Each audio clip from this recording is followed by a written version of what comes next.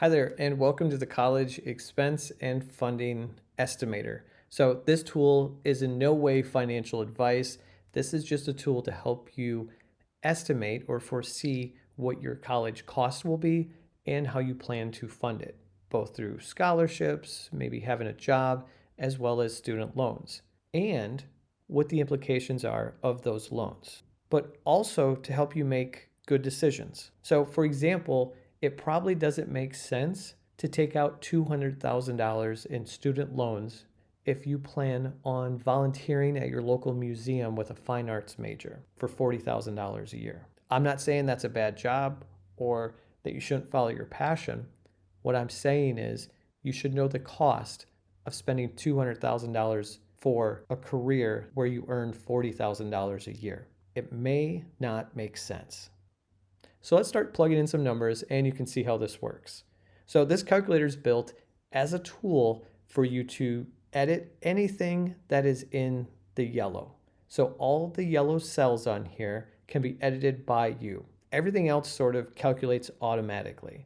Here's where you can put in your tuition costs per year. Let's say you're going to a state school and it's $11,000 a year. I'm going to use some estimates. It may be off, it may be wrong for your situation, but this is just an example. Now, you can also see next to that tuition is annual increase. The price of school rarely stays the same. Every year, they tend to increase the cost of tuition. So I put in an estimate of what those increases tend to be. You can edit this if you have some other indicators that you'd like to use. Next, we look at housing. So year one, to live in a dorm, let's say it's $5,600 a year on that. And again, the 2% increase, because it will increase. I know that some of you might be staying off campus, but you put in whatever you want for that. Again, it's an estimator. For food, $4,800 is maybe the meal plan year one, whether you're spending it on the meal plan or the grocery store or going out to eat, it's going to come from somewhere. Put in whatever you want for year one there. And then you have miscellaneous expenses. This might mean going out for a drink at night, going to a football game. Maybe you need a new pair of shoes or you need a haircut. These expenses add up. And this is a very large general bucket, but the point is when you have college and you have expenses, it's going to be more than food, housing, and tuition. So that's everything that falls into this bucket. Again, let's say you put in $300 a month is what you're going to spend on this category. So it's $3,600 a year. Boom. Got all of our expenses in. Now let's look at how we're going to fund this or how you're going to support all of those expenses. So first is how much have you saved up for college? So let's say you've been working hard, cutting grass, delivering papers, whatever it is you're doing, washing dishes, don't care. Let's say you have $6,500 saved up for college. Then you have scholarships, and you'll see two groups here. The first is a one-time scholarship. So let's say you get a scholarship and it's just lump sum and it's $500 and it only impacts year one. So just your year one will be impacted by this. It's not reoccurring. You won't get $500 every year, just $500 one-time scholarship. Now, you also have the opportunity to get reoccurring scholarships. And so these are scholarships where they pay you out each year. A lot of times those are merit-based scholarships or that you've continued to qualify for them on a certain GPA or whatever that may be. But let's say you get a scholarship, you got good grades and it's a merit scholarship and you're going to get $2,000 a year for your merit scholarship. Now, this will show up as reoccurring every year in our calculation. Next category is other support. So I think of this as maybe your parents are going to help you, or maybe Nana and Papa are going to help you, or maybe you have a rich aunt, or whatever. People like to give you money. Don't care. Put it in here. So let's say your rich aunt says, I'll give you $5,000 a year for college. That's great. Love rich aunts. Next, my guess is you're going to keep working. And I think of this in terms of two buckets. One, what you would earn over the summer and what you would earn during school. So over the summer, you have a little bit more time maybe to commit to work. But let's say over the summer, that 3-month period, your target is to earn $6,000 every summer. Next, you have payroll earnings during school. So many people choose to have a job or need to have a job while going to school. Those funds might look a little bit different, but let's think about this in terms of that 9-month span. So if the summer is 3 months, the other 9 months while you're going to school, what do you plan to earn during those 9 months? What is your target? And let's say you want to shoot for $5,000. You're going to be busy with school. Done. We have all of our expenses put in. Here's our funding. Now let's take a look and see what this looks like. So starting first with year one, you can see it's broken out by summer, fall, and spring. So this would be the summer before your first semester of college in year one. Here's your starting balance, $6,500. You said you're going to earn $6,000 over the summer. Well, that starts right away. So now you have $6,500 plus $6,000 earned. None of this other stuff would apply during the summer months. And then we look down here, there's no tuition, housing, food, stay at home as long as you can, eat your parents' food. And then you have other expenses. This was part of that $300 a month that we put up top here. That's going to start clicking. My guess is you might make $600 over the summer. And if you're only spending $300 a month, you're probably doing pretty good. And so that's your only expenses year one.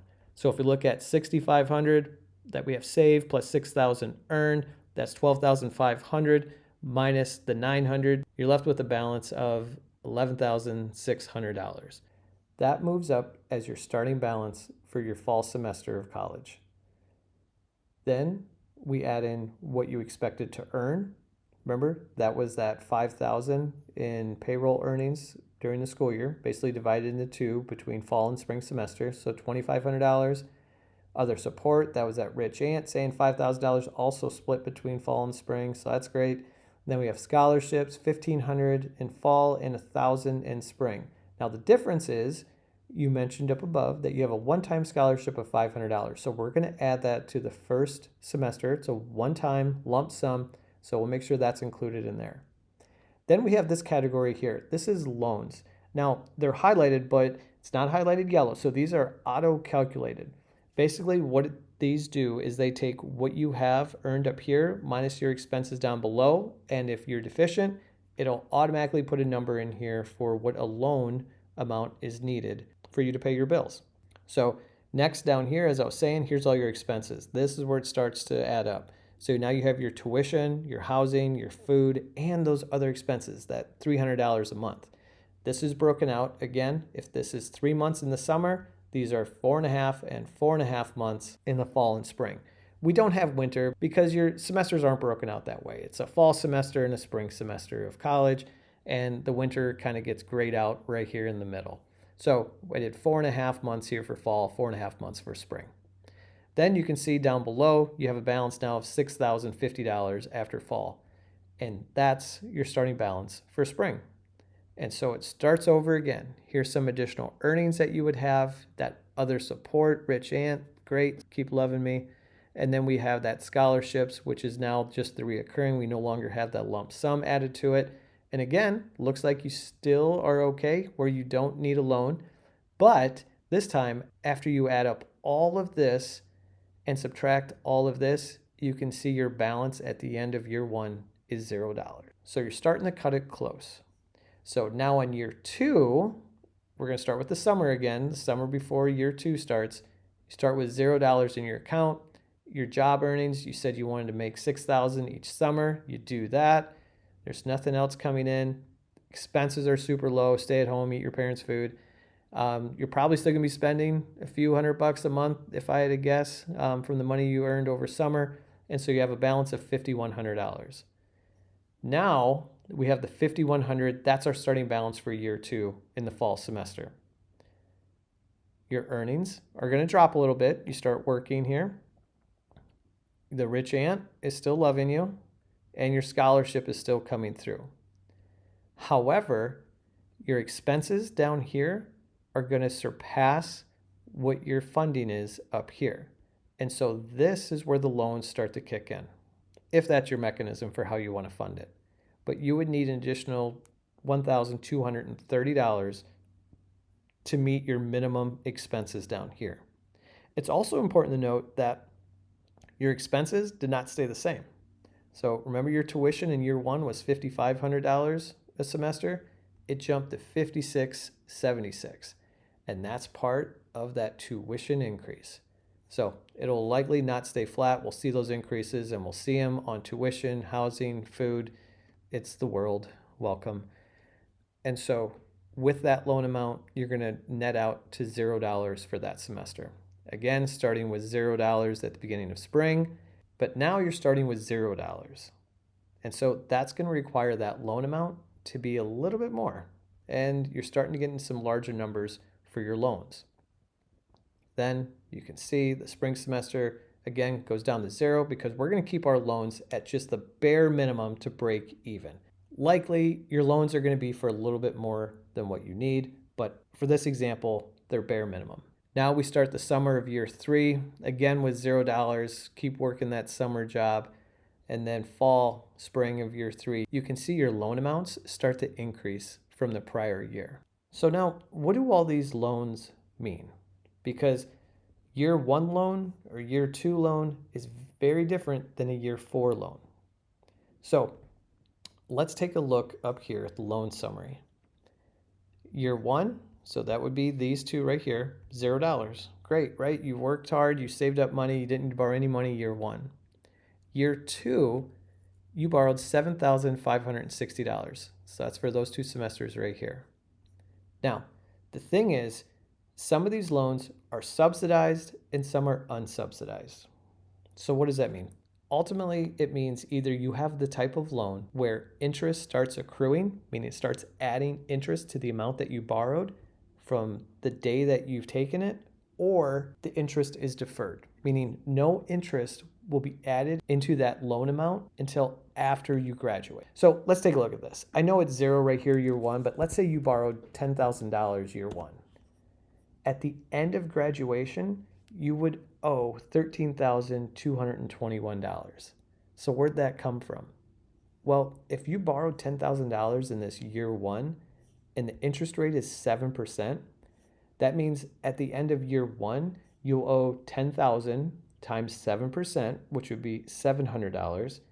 And that $700 on interest from the loan would be added to that $10,000 loan. So you would actually owe at the end of year 1, $10,700. But what happens is that then repeats for year 2. So that $10,000 that went to $10,700, now you have to pay 7% on that $10,700 for year 2. And so that's going to come out to be probably another little over $700 in interest. And then it does that year 3 and again year 4. So if you take a $10,000 loan out year 1 and you're charged 7% annually, at the end of 4 years, you're actually going to owe $13,221 on that loan. But you didn't do that. You did 0, and we'll keep it at that for this example. But that is why what you borrow, which is right here, that's the exact amount you borrowed from down here in these situations, is less than what you actually owe after graduation, is because interest might start kicking in. Now, that would be on an unsubsidized loan. At the end of graduation, you're going to owe all of this, which comes out to be that $28,033.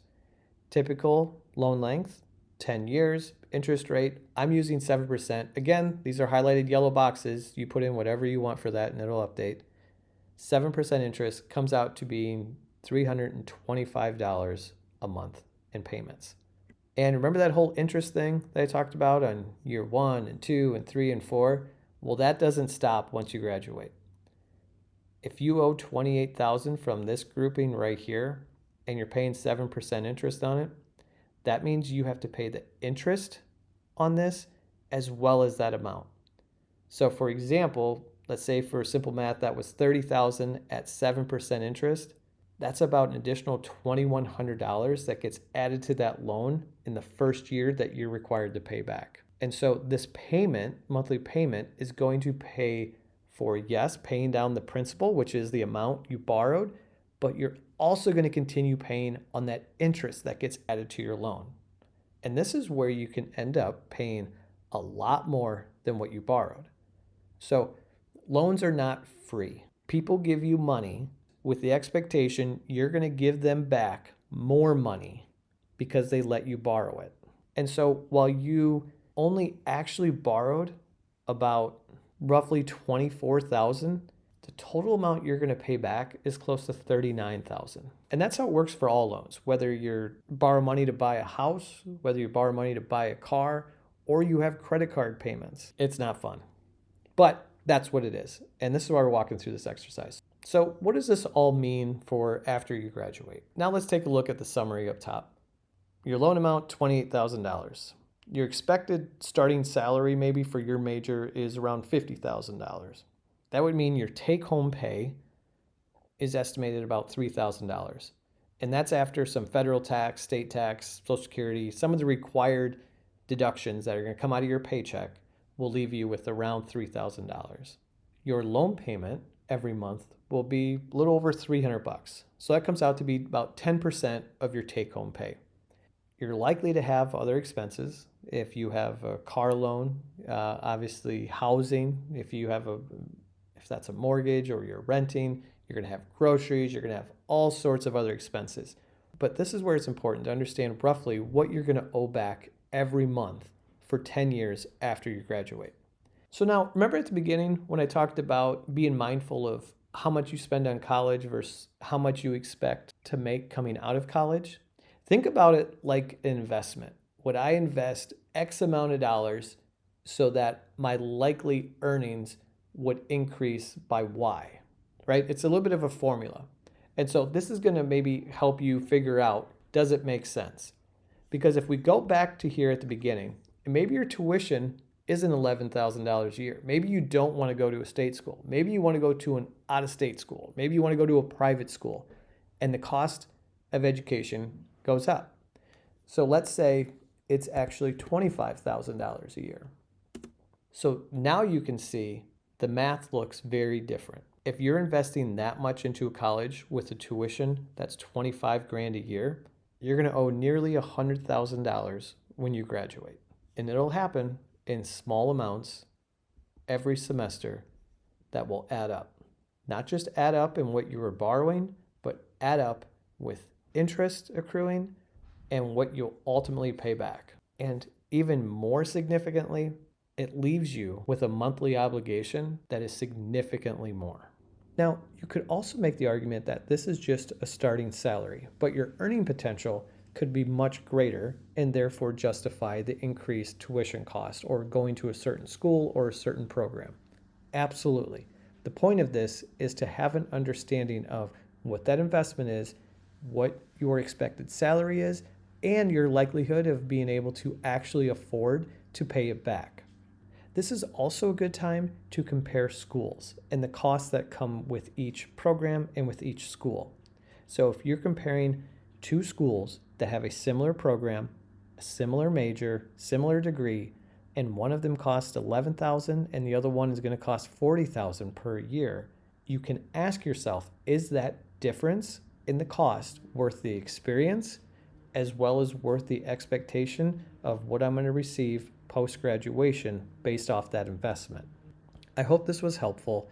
Again, this is not any sort of financial advisement. This is just some simple math that should bring up some really good questions before you step onto an investment of $100,000 into your future, so that you know going forward you can afford that investment and it was worth it.